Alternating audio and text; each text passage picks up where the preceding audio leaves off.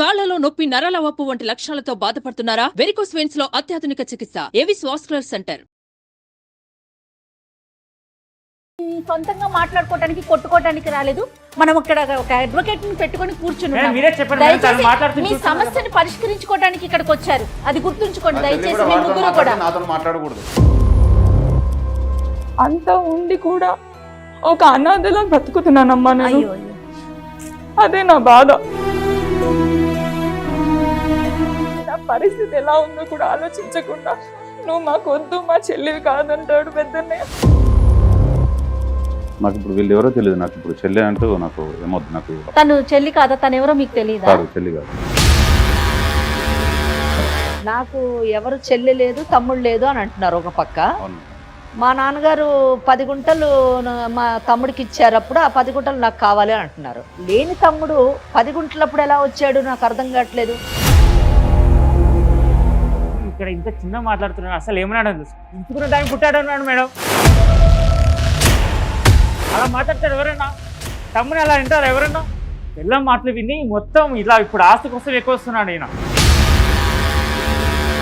వాళ్ళు పెద్దవాళ్ళు అయిపోయారు, మీకు 2 పిల్లలు ఉన్నారు. ఆ పదం వాడొచ్చండి, అది వినటానికే అసహ్యంగా అనిపిస్తోంది కదా. అసలు ఎక్కడొచ్చింది మీకు ఈ మాటలన్నీ? ఎక్కడ మాట్లాడుతున్నారు? రోడ్డు మీద మేడం, ఇంట్లో మాట్లాడదామని చెప్పాను. అక్కడికి రోడ్డు మీద ఈడ్చి పంచాయతీ పెట్టి ఇక్కడ దాకా తీసుకొచ్చిండు. సో మీ తమ్ముడికి ఆస్తే కావాలి, మీకు ఆస్తే కావాలి. మంచిగా మాట్లాడు నువ్వు. ల్యాండ్ ఎక్కడానికి అమ్మ నాకు అంటారా? ఎవడన్నా నీకు?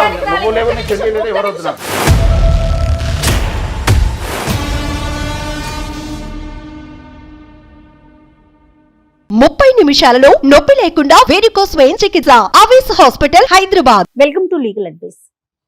నమస్తే అమ్మా. నమస్తే అండి. రమ్య అని ఒక అమ్మాయి మన స్టూడియో దాకా వచ్చిందమ్మా. ఓకే. లాస్ట్ వీక్ నాతో మాట్లాడింది. చాలా బాధ అనిపించిందమ్మా నాకు తను చెప్పిన విషయాన్ని చూస్తే. మా అన్నయ్యలిద్దరూ విడిపోయారు మేడం, ఎట్లయినా కలపాలి, దానికి ఏం చేయాలో నాకు అర్థం కావట్లేదని చెప్పిందమ్మా. ఎవరినైనా తీసుకురావచ్చంట, తోబుట్టువులు తీసుకురాలేమని చెప్పుకుంటూ ఉంటాం కదా. అప్పుడు నాకు అనిపించింది ఒక్కసారి మీతో మాట్లాడించాలి. సో రమ్య వాళ్ళ అన్నయ్యలిద్దరూ కూడా మన స్టూడియోలో ఉన్నారు. ఒక్కసారి వారితో మాట్లాడండి అమ్మా మీరే. నమస్తే అమ్మా రమ్య. నమస్తే మేడం. అడ్వకేట్ మనకి వెంకటేశ్వర గారు ఉన్నారు, మీకు ఏం చేయాలనేది సలహా ఇస్తారు. నమస్తే. నమస్తే రమ్య. అసలు నీ ప్రాబ్లం ఏంటి? నీకేం కావాలి? మహబూబ్ నగర్ మాది, పుట్టిలో. నాకు 2 అన్నయ్యలు. ఓకే. ఏంటంటే అంత ఉండి కూడా ఒక అనాథలా బ్రతుకుతున్నానమ్మా నేను. అయ్యో అయ్యో. అదే నా బాధ. చాలా రోజుల నుంచి సుమన్ టీవీ వారిని బ్రతిమిలాడుతున్నాను. ఈ విషయం మీ ముందుకు తీసుకొస్తే కనీసం మీలాంటి పెద్దవాళ్ళు చెప్పడం వల్లైనా వాళ్ళు ఇలాంటి గొడవలు పడకుండా కలిసిమెలిసి ఉంటారు, చెల్లెలు బాధ ఏంటో అర్థం చేసుకుంటారు అని మీ ముందుకు వచ్చానమ్మా. రమ్య బాధపడు. మీ అన్న తమ్ముడికి మధ్యన గొడవలు ఎందుకు వచ్చాయి? అసలు ఆ గొడవల మధ్యన నువ్వెందుకు నలిగిపోతున్నావు? నువ్వు బాధపడవలసినటువంటి అవసరం ఏంటి అన్నది నాకు అర్థం కాలేదు. చాలా బాగుండే వాళ్ళు అన్నయ్య వాళ్ళు. పెళ్లి కాకముందు చాలా చాలా చాలా ప్రేమగా చూసుకునేవాళ్ళు నన్ను. ఓకే. కాకపోతే పెద్దన్నయ్యకి పెళ్ళయింది. పెళ్ళైపోయిన తర్వాత కూడా చాలా బాగా చూసుకునేది వదిన. వాళ్ళు కలిసి పెళ్లి చేశారు, నాకు పెళ్లి చేశారు. చిన్న వయసులోనే పెళ్ళైపోయింది. ఓకే. హైదరాబాద్ వచ్చేసాను. నాకు 2 పాపలమ్మా. ఆ తర్వాత ఏవో చిన్న చిన్న గొడవలు అన్నయ్యల మధ్య జరిగింది. ఏం జరిగిందో పూర్తిగా కూడా తెలియదు నాకు. తెలియదు. మీ అత్తమామలు బాగా చూసుకుంటారా మిమ్మల్ని? అంటే గొడవలు ఉంటాయమ్మా, ఇంకా చెప్పుకోవడానికి అన్నయ్యలు అంటూ లేకపోతే ఆ లోకు అనేది బయటకి చెప్పుకోలేంత బాధగా ఉంటుంది. నా బాధ మా అన్నయ్యలు కాకపోతే ఇంకెవరికి చెప్పుకుంటాను, వాళ్ళు అసలు అర్థం చేసుకోవట్లేదు. నా పరిస్థితి ఎలా ఉందో కూడా ఆలోచించకుండా నువ్వు మాకొద్దు, మా చెల్లివి కాదంటాడు పెద్దన్నయ్య. నా బాధ ఎవరికి చెప్పుకోనమ్మా, వాళ్ళకి ఎంత చెప్పినా అర్థం చేసుకోవట్లేదు. మీ చిన్నన్నయ్యతోనే మాట్లాడుతున్నావు, వాడి చెల్లి మాత్రమే నువ్వు అంటాడు పెద్దన్నయ్య. పెద్దన్నయ్యతో మాట్లాడుతున్నావు కాబట్టి పెద్దన్ని మాత్రమే నీ అన్నయ్య అంటాడు. సాధారణంగా మీరు అన్నట్టుగా ఆడపిల్లకి అత్తమామల నుంచి ఆరడిలు ఉంటాయి, లేదా ఆడపడుచుల నుంచి కష్టాలు ఉంటాయి. ఇక్కడ అన్నదమ్ములు సరైనటువంటి అండగా నిలబడకపోవడం వల్ల అక్కడ ఈ అమ్మాయి అత్తగారింట్లో చులకనగా ట్రీట్ చేయబడుతుంది. ఏమ్మా రమ్య, నీకు అలాంటిది ఏమైనా ఇబ్బందులు పడుతున్నావా? పడుతున్నాను మేడం. ఆ విషయం అన్నయ్యకి చెప్దామన్నా కూడా అవకాశం కూడా నాకు ఇవ్వట్లేదు. ఏ అన్నయ్య నీతో ఎక్కువ క్లోజ్ గా ఇప్పుడు ప్రెసెంట్ క్లోజ్ గా ఉంటున్నారు? చిన్నన్నయ్య కాంటాక్ట్ లోనే ఉన్నాడు మేడం. కాకపోతే చిన్నన్నయ్యతో మాట్లాడుతున్నానని పెద్దన్నయ్య మాట్లాడడం మానేశాడు. చిన్నన్నయ్య కూడా వివాహం జరిగిందా, మరి పెళ్లి అయిపోయిందా? అవ్వలేదు మేడం. అన్నయ్య చదువుకుంటున్నాడు, పెద్దన్నయ్య చదివించాడు. చాలా బాగా ఉండేవాళ్ళం, చాలా ప్రేమగా చూసుకునేవాళ్ళు. అమ్మా నాన్న ఏం చేస్తున్నారమ్మా? అమ్మ నాన్న ఇద్దరు లేరు. మరి చిన్నన్నయ్య ఎక్కడ ఉంటున్నాడు, పెద్దన్నయ్య ఎక్కడ ఉంటున్నారు? ఇద్దరు కలిసి ఉండట్లేదా ప్రెసెంట్? చిన్నన్నయ్య హైదరాబాద్ లో ఒక్కడే ఉంటున్నాడు మేడం. ఓకే. మహబూబ్ నగర్ లోనే పెద్దన్నయ్య ఉంటున్నాడు వాళ్ళ భార్య పిల్లలతో. ఎవరికి వాళ్ళు విడిగా విడిగా ఉన్నారు. కానీ ఇక్కడ ఏంటంటే ఇక్కడ మనము ఇద్దరి మధ్యన అంటే అన్నదమ్ముల మధ్యన గొడవల వలన తాను నలిగిపోతుందని చెప్తుంది. అసలు వాళ్ళిద్దరి మధ్యన ఎందుకు గొడవలు వచ్చాయన్న విషయాన్ని మనకి చెప్పలేదు. అన్నయ్య పెద్దన్నయ్య పేరేంటి? మల్లేష్ మేడం. నమస్తే. నమస్తే అండి. నమస్తే. మరి అసలు చెల్లంటే ఇష్టం లేని వాళ్ళు పిలవగానే ఎందుకు వచ్చారు స్టూడియోకి? మాట్లాడటానికి ఎందుకు వచ్చారు మీరు? నాకు ఇప్పుడు వీళ్ళు ఎవరో తెలియదు. నాకు ఇప్పుడు చెల్లె అంటూ నాకు ఏమొద్దు. నాకు తను చెల్లి కాదా? తను ఎవరో మీకు తెలియదా? కాదు, చెల్లి కాదు. అప్పుడు మా నాన్న మేమందరం కలిసినప్పుడు మా నాన్న 10 గుంటలు ఇచ్చాడు ఎకరం పొలంలో. ఆ ఎకరం 10 గుంటలు నాకు కావాలి. నా చెల్లి ఎవరో ఇప్పుడు నాకు తమ్ముడు లేడు, నాకు చెల్లె లేరు. ఓన్లీ 10 గుంటల కోసమే వచ్చారు నా అంతే. ప్రాపర్టీ కోసం అంతే, నాది నాకు కావాలంతే. మల్లేష్ గారు నాకు అసలు అర్థం కాని విషయం ఏంటంటే మేడం. నాకు ఎవరు చెల్లి లేదు తమ్ముడు లేదు అని అంటున్నారు ఒక పక్క. అవును మేడం. మా నాన్నగారు 10 గుంటలు మా తమ్ముడికి ఇచ్చారు, అప్పుడు ఆ 10 గుంటలు నాకు కావాలి అని అంటున్నారు. లేని తమ్ముడు 10 గుంటలప్పుడు ఎలా వచ్చాడు నాకు అర్థం కావట్లేదు. మీరు ఉన్న విషయాన్ని కరెక్ట్గా చెప్పాలి, అంతేగాని మీకు అనుకూలంగా ఒకప్పుడు చెల్లుండి ఇప్పుడు చెల్లి లేదు, ఒకప్పుడు తమ్ముడు ఉండి ఇప్పుడు తమ్ముడు లేదు అని ఇలా అలా తిప్పి మాట్లాడడము కరెక్ట్ కాదు.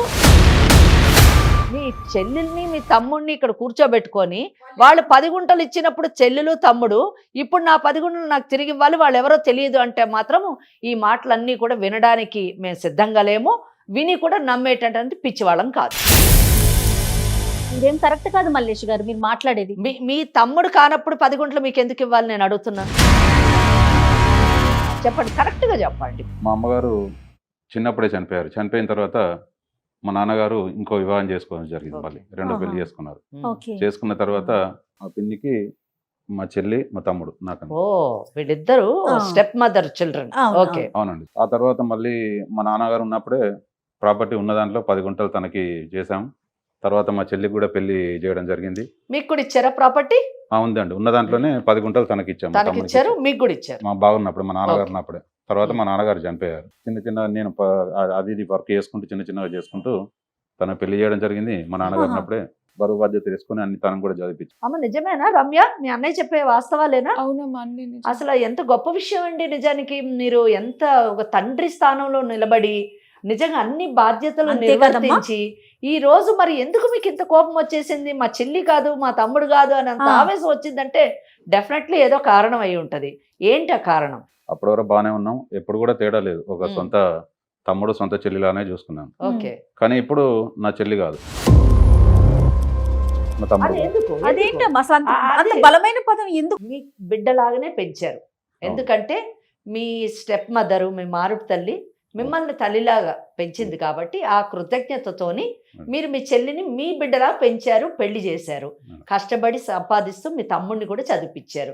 ఈ రోజు వాళ్ళు ఈమె నా చెల్లెలు కాదు, ఇతను నా తమ్ముడు కాదు అనే అంత పరిస్థితికి ఎందుకు వెళ్ళారు? ఎందుకు అంత కోపం వచ్చింది అన్నది నాకు ఆశ్చర్యం వేస్తుంది. నాకున్నదే కాస్త కూస్త చిన్న ఉద్యోగం మేడం, కలెక్టర్ జాబ్ చేసేది. దానికి తోడుగా నాకు 2 పిల్లలు అయ్యారు. మీకు ఒక కుటుంబం. ఆమె చెల్లిని కూడా పెళ్లి చేసి సాగనింపాం. వాళ్ళకు కూడా 2 పిల్లలు. తను హైదరాబాద్ లో ఉంటున్నాడు. ఓకే. డిస్కషన్ వల్ల మాకు ఇక మాటలు లేవు. అది ఎందుకు మాటలు లేవు? మీరు అన్నను కాదంటున్నారు, మరి వాళ్ళిద్దరు ఎవరు? మరి నువ్వెవరమ్మా? నా పేరు కిరణ్ మేడం. ఆ, మేడం ఇప్పుడు తమ్ముడు కాదని చెప్తున్నాడు కదా, ఆ. ఆస్తి అసలు ఎందుకు 10 గుంటల ల్యాండ్ గురించి మేడం. కేవలం భూమి గురించి. నానున్నప్పుడు అన్ని ఒప్పుకున్నాడు, అన్ని ఒప్పుకొని ల్యాండ్ రాసిచ్చి అన్ని చేసిండు. ఇప్పుడు మళ్ళీ అన్ని అయిపోయి ఏదో పెళ్ళని చెప్పిన మాటలు వినేసి ఇప్పుడు ల్యాండ్ అని చెప్పి పడుతున్నాడు. కాదు, నేను ఇది ఒప్పుకోవట్లేదు. తండ్రి స్థానంలో నిలబడి నిజంగా గొప్ప త్యాగం చేశాడు. తన చెల్లెల్ని తన కొన్న కూతురులాగా పెంచి పెళ్లి చేశాడు. అలాగే తమ్ముడిని కూడా కొడుకులాగా చూసుకుంటూ తన కష్టపడుతూ సంపాదించి అబ్బాయిని చదివించాడు. అంతేకాకుండా 10 గుంటలు ఆస్తిని తండ్రి ఇస్తుంటే కూడా ఏం వ్యతిరేకించకుండా ఇవ్వడం జరిగింది. ఈ రోజు వచ్చి 10 గుంటల గురించి ఇలా మాట్లాడుతున్నాడు, ఇంత స్వార్థపరుడు అని కిరణ్ చెప్పడం ఎందుకో నాకు అది కరెక్ట్ కాదు అని అనిపిస్తుంది.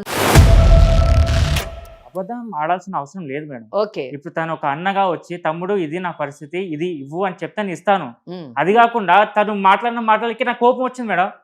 అసలు ఒక తమ్ముడు అట్లా మాట్లాడతారా? ఏం మాటలు తెచ్చాయి మీకు? మేడం ఇక్కడ ఇంత చిన్న మాట్లాడుతున్నాడు, అసలు ఏమన్నాడు? ఉంచుకున్న దాన్ని పుట్టాడు అన్నాడు మేడం. అలా మాట్లాడతాడు ఎవరన్నా? తమ్ముని అలా వింటారు ఎవరన్నా? ఎలా మాటలు విని మొత్తం ఇలా ఇప్పుడు ఆస్తి కోసం ఎక్కువ వస్తున్నాడు ఈయన. అసలు ఎక్కడ వచ్చింది మీకు ఈ మాటలన్నీ ఎక్కడ మాట్లాడుకున్నారు? రోడ్డు మీద మేడం, ఇంట్లో మాట్లాడదామని చెప్పాను, అక్కడికి రోడ్డు మీద ఈడ్చి పంచాయతీ పెట్టి ఇక్కడ దాకా తీసుకొచ్చిండు. కనీసం తమ్ముడు చల్లి ఏం లేదు మేడం మనకి. అంత గౌరవ మర్యాద ఇచ్చినాం కాబట్టి ఈ రోజు ఇక్కడికి వచ్చినా నేను. అది కూడా లేకుండా ఉంచుకుందాం పుట్టావు. ఏం మాటలు మేడం అవి? వాళ్ళు పెద్దవాళ్ళు అయిపోయారు, మీకు ఒక 2 పిల్లలు ఉన్నారు. ఆ పదం వాడొచ్చండి, అది వింటానికే అసహ్యంగా అనిపిస్తోంది కదా. నానున్నప్పుడు అన్ని ఒప్పుకొని సంతకం పెట్టినోడు ఇప్పుడు వచ్చి ఏదో పెళ్ళని చెప్పిన మాటలు వినేసి ఇప్పుడు వచ్చి నువ్వు కూడా ఆస్తి పదే కావాలని పదే చెప్తున్నాడు. కాదమ్మా, నువ్వు కూడా పదే పదే పెళ్ళామని చెప్పింది ఆ మాట నువ్వు కూడా వాడకూడదు నాన్న. చెప్పిందో లేదో మీకు తెలియదు కదా, ఆవిడ మిమ్మల్ని పెంచింది కదా. ఆవిడ కూడా తల్లితో సమానమే కదా. నువ్వు ఆ మాట అనకూడదు, మీరు అసలు ఆ పదాన్ని వాడకూడదు. అది వినటానికి చాలా అసహ్యంగా అనిపిస్తోంది. అంటే ఒక పెద్దరికం స్థానంలో ఉన్నారు, మీరు అనవలసిన మాటేనా అది? ఇప్పుడు బాగానే ఉన్నాం మేడం, ఇప్పుడు బాగాలేము. పైగా నా సొంత తమ్ముడు కాదు కదా. చెప్పిన మాటలు వినేసి ఈ రోజు వచ్చేసి అరే నాకు ఇలాంటి కావాలి, నాకు సంబంధం లేదంటే ఎట్లా మేడం అవన్నీ? చూసారా, పిల్లని చెప్పిన మాటలు అంటున్నారు. మీరు ఎందుకు మీరు ఉంచుకున్నామే బిడ్డలు అని ఆ మాట ఎందుకు ఉపయోగించారో ఒకసారి చెప్పండి నాకు. అది కరెక్ట్ కాదు కదా.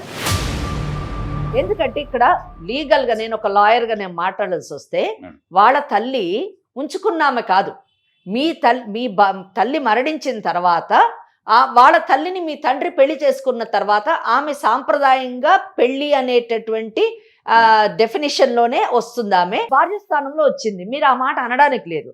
ఎందుకు అన్నారు ఆ మాట అనవలసిన పరిస్థితి ఏమొచ్చింది? అప్పుడు బాగానే ఉన్నారు, అప్పుడు కలిసి ఉన్నాం. అంటే అప్పుడు భార్య అప్పుడు తల్లి అవుతుంది, అప్పుడు తమ్ముడు చెల్లి అవుతారు. ఇప్పుడు కాకపోతారా? ఇందాక పిన్ని గారు కూడా గౌరవంగా మంచిగా చూసుకుని చెప్పారు. అలాంటి ఆమెని అంత మాట అనొచ్చా? నా కుటుంబ పోషణకు నాకు ఉండాల్సిన బరువు బాధ్యతలు నాకున్నాయి. కరెక్టే, మీ బరువు బాధ్యతల గురించి మిమ్మల్ని పెంచిన తల్లిని అంత మాట అనకూడదు కదా. అది నేను అంటున్నాను. నాకు సొంత వాళ్ళు కాదు కదా, ఇప్పుడు నాకు లేరంటున్నాను. అప్పుడు ఇచ్చిన ప్రాపర్టీ నాది నాకు కావాలి. అప్పుడు ఆ మాట వల్లనే ఈ తగాదా వచ్చింది, మీ మధ్యన ఈ డిఫరెన్సెస్ ఈ గ్యాప్ వచ్చింది. ఆ మాట మీరు ఎందుకు అన్నారు? ఒకవేళ మీరు తప్పుగా ఆవేశంలో అని ఉంటే కానీ అది వెనక్కి తీసుకోవాల్సినటువంటి పరిస్థితి ఒకటేనా మేడం? ఇప్పుడు తమ్ముడిని అడిగే పద్ధతి ఉంటుంది, ఆ పద్ధతి కాకుండా ఉంచుకుందాక పుట్టావు పెళ్ళని చెప్పిన మాట నేనంటే దానికి రివర్స్ తిరిగి మళ్ళీ చెల్లిని దూరం పెట్టడం, చెల్లిని మాట్లాడడం, ఇవన్నీ కరెక్టా మేడం? తప్పు. 30 నిమిషాలలో నొప్పి లేకుండా వెరికోస్ వెయిన్ చికిత్స అవేస్ హాస్పిటల్ హైదరాబాద్. చిన్న విషయాన్ని రోడ్డుకి ఇచ్చి పంచాయతీ పెట్టి ఇక్కడ దాకా తీసుకొచ్చిండు. ఇదేమైనా మంచిదా మేడం? అవును, ఉంచుకున్న దానికే పుట్టిన కదా. అప్పుడు నాకు లేదు కాబట్టి నాకు ఇవ్వమంటున్నాను. నాది నాకు ఇచ్చేయాలి. మంచిగా మాట్లాడు నువ్వు. నాది నాకు ఇచ్చేయాలి అంతే. నాకు నువ్వు లేవు, నీ చెల్లి లేదు, ఎవరు వద్దున్నారు. సొంతంగా మాట్లాడుకోవడానికి కొట్టుకోవడానికి రాలేదు. మనం ఇక్కడ ఒక అడ్వకేట్ ని పెట్టుకొని కూర్చున్నాం.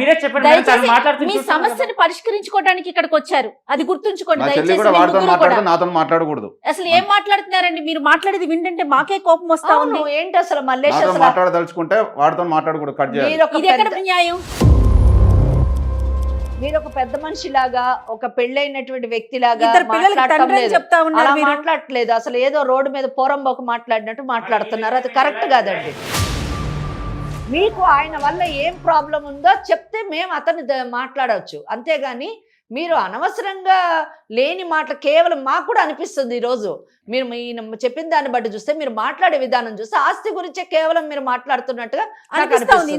అది కరెక్ట్ కాదు. అది కాదమ్మా, ఇందాక మీరు అన్నారు ఇది కారణం కాదేమో అనుకున్నారు, కానీ ఆయనతో మాట్లాడుతుంటే అదే అనిపిస్తుంది. అసలు రమ్య, మళ్ళీ గొడవలన్నీ పడద్దు మేడం, కలిసి ఉండాలి. చూడండి, ఆడపిల్ల అలా ఏడుస్తా ఉంటే, మీ ఇద్దరు ఇట్లా కొట్టుకుంటా ఉంటే, జమానతులు పెట్టి పెద్ద మనుషుల సంవత్సరం 2-3 సార్లు పంచాయతీలు అయిపోయాయి. ఆ పంచాయతీల టైంలో కూడా పెద్ద మనుషులు చెప్పినట్టుగా కూడా కనీసం నేను తండ్రిగా తీసుకొని పెద్ద బాధ్యత తీసుకొని మా చెల్లిని వీడిని చదివించినా కూడా ఆ టైంలో నాకు స్థానం ఇవ్వాల్సినంత ఇవ్వలేదు.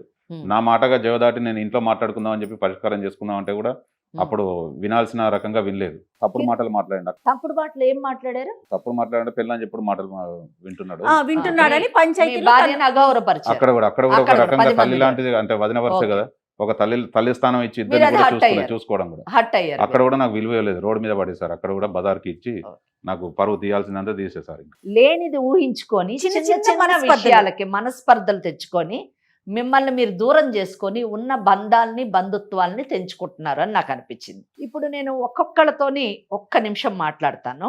కిరణ్, ఇప్పుడు ఒకవేళ మీ అన్న నాకు నా 10 కుంటలు కావాలి అని ఖచ్చితంగా కూర్చున్నాడు అనుకోండి, మీరు ఇచ్చేయడానికి సిద్ధంగా ఉన్నారా? నాకు అసలు ఇష్టం లేదు. ఆయన అన్న మాటలు కాదు మేడం, రేపు నా ఫ్యూచర్ కూడా నేను చూసుకోవాలి కదా. ఆయనకు Okay. ఆల్రెడీ పెళ్ళి అయిపోయింది, పిల్లలు ఉన్నారు. ఏదో ఇప్పుడున్న కష్టానికి కష్టాలు ఎన్ని రోజులు ఉంటాయి మేడం? కొద్ది రోజులు ఉంటాయి. ఆ కొద్ది రోజులు భరించి ఏదో చేసుకుంటే అయిపోద్ది. ఇప్పుడు నేను ఇంకా పెళ్లి చేసుకోలేదు, ఇంకా జాబ్ సెర్చ్ చేస్తాను. ఇంకా నేను జాబ్ సెటిల్ అవ్వలేదు, నేను ఉన్నదాన్ని కూడా అమ్ముకుంటే నేను ఎట్లా మేడం?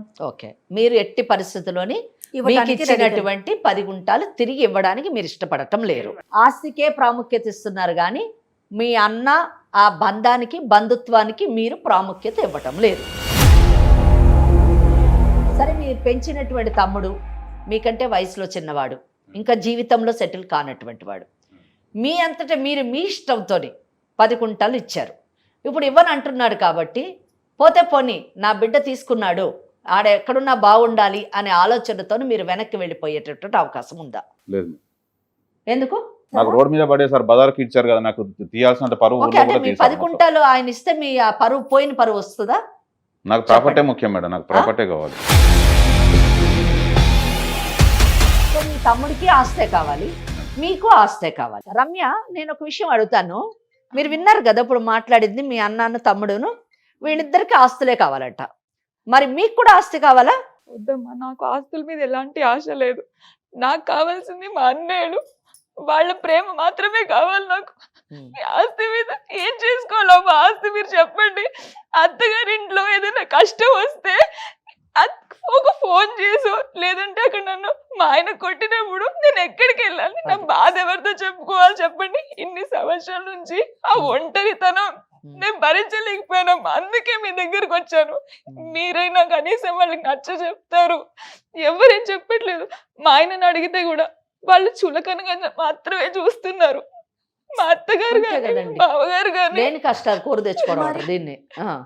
మీరు చెప్తున్నారమ్మా, ఒక రాఖీ పండుగ వచ్చి మా ఆడబిడ్డ వచ్చి మా ఆయనకి రాఖీ కట్టడానికి వచ్చి వెగతాళిగా నవ్వుతుంటా బాధ ఎంత ఉంటుందమ్మా నాకు. ఇద్దరు అన్నీ నుండి కూడా అదే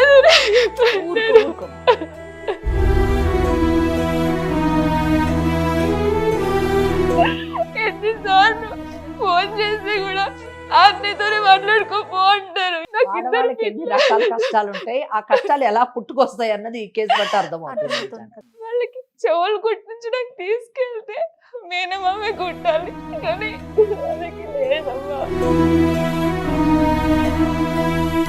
మల్లేష్, నా చెల్లెలు కిరణ్తో మాట్లాడుతుంది కనుక నేను మాట్లాడను, నాకు వాళ్ళు లేనట్టే, నాకు ఆస్తే కావాలని అన్నావు కదా. నాకు తెలియదు ఆమె బాధను నువ్వు ఎంత అర్థం చేసుకున్నావో.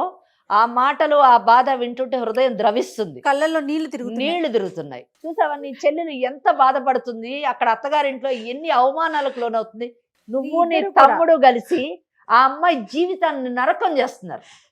అత్తింట్లోని సుఖంగా ఉండాల్సిన అమ్మాయి యొక్క జీవితాన్ని అవమానాలు పాలు చేస్తున్నారు. ఇది మీకు ఎంత మటుకు సమంజసం చెప్పండి? ఇప్పుడైనా అసలు నిజంగా రేపు మీ బిడ్డలకి, రేపు మీకున్నటువంటి బిడ్డలు లేదా రేపు అబ్బాయికి పెళ్ళి పిల్లలు పుడితే ఆ పిల్లలు ఇదే స్థానంలో కూర్చుంటే మీరు తండ్రులుగా భరించగలరా? చెప్పండి, ఆలోచించండి. కిరణ్, హాస్పిటల్ ఉన్నానమ్మా. నేను సిజరీన్ అయినప్పుడు పాప పుట్టినప్పుడు చాలా హెల్త్ పాడైపోయింది. మీ అత్తగారు ఎలా చూస్తారో తెలుసు కదమ్మా. ఎవరు పట్టించుకునే వాళ్ళు కాదు. వదిన అమ్మ కదమ్మా, వదిన వచ్చి చూసుకోవాలి నన్ను అమ్మలాగా. ఆ టైంలో అమ్మలేని ఆ బాధ ఎవరికి చెప్పుకోదమ్మా నేను. ఆ టైంలో అత్తగారు చీచీదు అంటుంటే భరించలేకపోయేదాన్ని నేను. ఎన్నిసార్లు ఫోన్ చేసినా పట్టించుకునే వాళ్ళు కాదు. నువ్వు చదువుకుంటున్నావు కదా కిరణ్, నువ్వేమంటావు చెప్పు చూడు. నీ చెల్లెలే కదా, నీ సొంత చెల్లెలు ఇంత బాధపడుతుంది. 10 గుంటాలు అన్నకి ఇవ్వడానికి నువ్వు సిద్ధంగా లేవు. చెల్లెలు జీవితం ఎటన్నా పోని. అండ్ మల్లేష్, మీరు బిడ్డలా పెంచారు, పెళ్లి చేశారు, చేసినటువంటి బిడ్డ మీ ముందు కూర్చొని ఏడుస్తుంది, మీకు కూడా ఒక ఆడ కూతురు ఉంది, ఆ కూతురు ఇలా కూర్చొని ఏడుస్తే ఆమె పరిస్థితి ఏంటి నాకు కూడా చెప్పండి. ఒకప్పుడు చెల్లి అంటే ఆడబిడ్డ అంటే నాకు కూడా మరి ఈ- కానీ మరి ఇష్టమే ఇప్పుడు 10 ఉండదు గుంటలు ఎక్కువైంది కదా చెల్లెల కంటే. మేడం. నాకు వాడితో మాట్లాడుతుందని చెప్పి నేను అంత అవును, ఎందుకు మాట్లాడుతుంది, తెగతెంపులు చేసుకున్నాను మేడం. ఎందుకు మాట్లాడకుండా. మాట్లాడుతుంది? తమ్ముడు ఒకటి, 2 ఆ బాధల తన పడే కష్టాలు తన మనసు ఎవరితో పంచుకోవాలి మీరు మాట్లాడినప్పుడు ఇంకెవరితో మాట్లాడుతుందండి? చెప్పండి. అమ్మ ఇట్లా కాదమ్మా, నేను- ఒకవేళ కోర్టుకి వెళ్తారు అనుకుందాం, Yes. అసలు అప్పుడు ఎలా ఉంటుంది ఏంటి అనేది ఒక్కసారి చెప్పండి అమ్మ, అప్పుడైనా వీళ్ళకి అర్థమవుతుందేమో అనిపిస్తోంది. కీలెంచి వాత పెట్టాలని ఒక సామెత ఉంది అవును కదా, అవును. ఇలాంటి వాళ్ళకి ఆ. అంటే ఇట్లాంటి మూర్ఖులకి అని చెప్పాలి, నిజం చెప్పాలి, ఇది మూర్ఖత్వమే.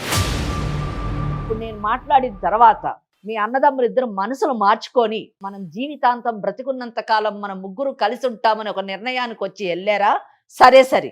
లేని పక్షంలో మీ జీవితం ఏమవుతుందో చెప్తాను నేను. ఇప్పుడు గొడవంతా కూడా ఆస్తి గురించి వచ్చింది. ఇండియన్ సక్సెషన్ యాక్ట్ అనే ఒక చట్టాన్ని అమెండ్మెంట్ చేశారు, మార్పు తీసుకొచ్చారు. ఆ మార్పు ప్రకారం ఏంటంటే తల్లిదండ్రులకి ఉన్నటువంటి ఆస్తిని బిడ్డలకి పంపకం చేసేటప్పుడు ఆ పంపకంలోని మగపిల్లలకి ఎంత హక్కు ఉంటుందో ఆడపిల్లలకు కూడా అంతే హక్కు ఉంటుంది అనేటటువంటి సవరణ చేయడం జరిగింది. అంటే దీని ప్రకారం ఏంటంటే మీరు కొట్లాడుకునేటటువంటి ఈ 10 కుంటల ఆస్తిలోని ఆమెకు కూడా భాగం ఉంది అన్న సంగతి మర్చిపోకుండా ఒళ్ళు దగ్గర పెట్టుకొని ఎవరికి ఉన్నటువంటి ఆస్తిని, ఇప్పుడు ఉన్నటువంటి ఆస్తిని కాపాడుకోవాలంటే మీరు మీ యొక్క గొడవల్ని పక్కకు పెట్టి ముగ్గురు మంచిగా కలిసి ఉండడానికి ప్రయత్నించాలి. అది ఫస్ట్ థింగ్. ఆస్తి పోగొట్టుకోవద్దు అంటే, లేకపోతే మీకు ఇచ్చినటువంటి ఆస్తిలోని పంపకం జరుగుతుంది, మీకు ఇచ్చినటువంటి ఆస్తిలోని పంపకమై 3 భాగాలుగా వెళ్ళినప్పుడు మీ ఇద్దరికి ఉన్న ఆస్తులు కట్ అవుతాయి. సెకండ్ థింగ్, బాధ్యతలు పెరుగుతాయి. ఏ విధంగా బాధ్యతలు పెరుగుతాయి అంటే, మొదటిదేమో మీరు గొడవలు పెట్టుకుంటుంటే మీ చెల్లెలింట్లో కూడా నిప్పు రాచుకుంటుంది.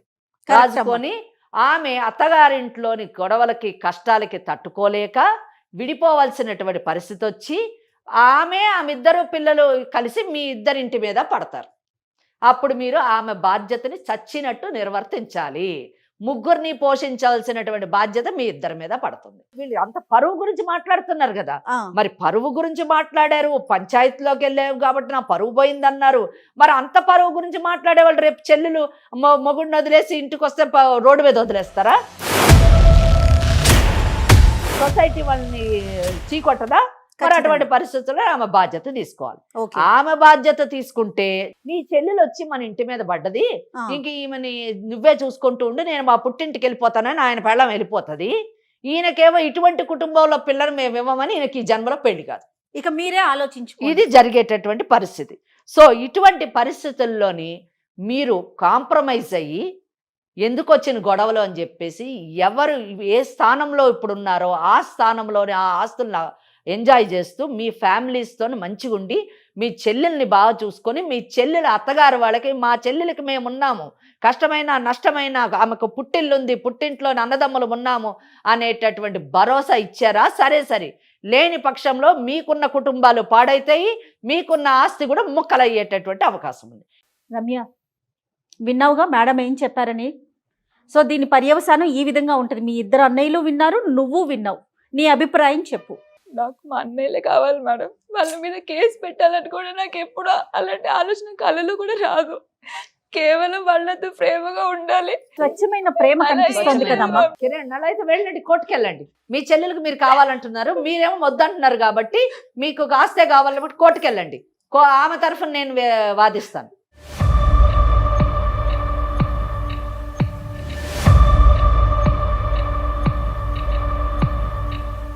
అంటే అట్లా 2-3 మాటలు అన్నాడని అంతే, అని ఆస్తి మీద నాకేమి ఎంత లేదు.